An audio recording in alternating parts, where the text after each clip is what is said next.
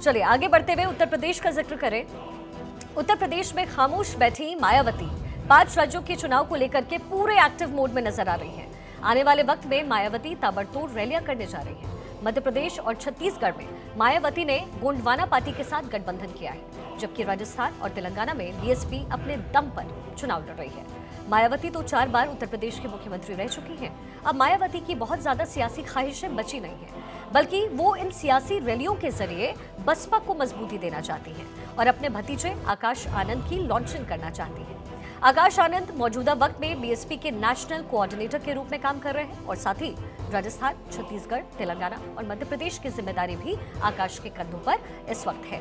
लेकिन मायावती की रैलियां कहां कुछ होने वाली है, यानी मिनट टू मिनट में क्या है, कौन कौन सा वो दौरा है जो प्रमुख माना जा रहा है, उसकी डिटेल भी आपको देते हैं। मध्य प्रदेश में 6, 7, 8 और 14 नवंबर को मायावती की मौजूदगी होगी। छत्तीसगढ़ में 9 नवंबर को रहेंगी। राजस्थान में 17, 18, 19 और 20 नवंबर को मायावती रहने वाली है। वहीं तेलंगाना का दौरा भी होगा उनका, वो 22 और 23 नवंबर को मायावती तेलंगाना के दौरे पर होंगी। राज्यों में बीएसपी का इतिहास क्या रहा है, क्योंकि लगातार कोशिश मायावती की तरफ से है कि बीएसपी स्ट्रांग रहे।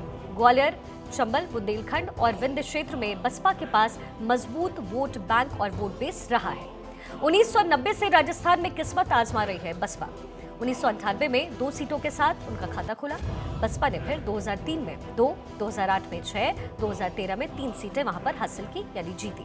2018 में राजस्थान में बीएसपी 6 सीटों पर जीती। 2018 में बीएसपी के सभी विधायकों ने कांग्रेस में विलय कर लिया। मध्य प्रदेश में 2003 में बीएसपी को 7.26% वोट मिले और 2 सीटें वहां पर उनको मिली। वहीं 2008 में 8.97% वोट मिले और 7 सीटें उनके खाते में गई। 2013 में 6.29% वोट मिले और शहर के साथ 4 सीटें भी उनके खाते में गई। 2018 में 5.1% वोट के साथ 2 सीटें बसपा को मिली। छत्तीसगढ़ में 2003 में बसपा को 2 सीटें मिली।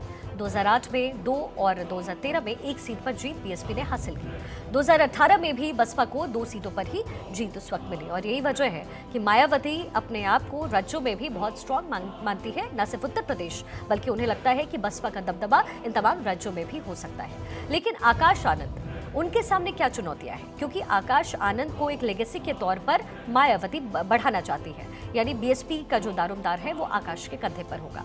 इन राज्यों में किंग मेकर बनने की जो चुनौती है वो आकाश के पास इस समय सबसे ज्यादा है। खिसकते हुए वोट बैंक को सहेजना उनकी बड़ी जिम्मेदारी होगी।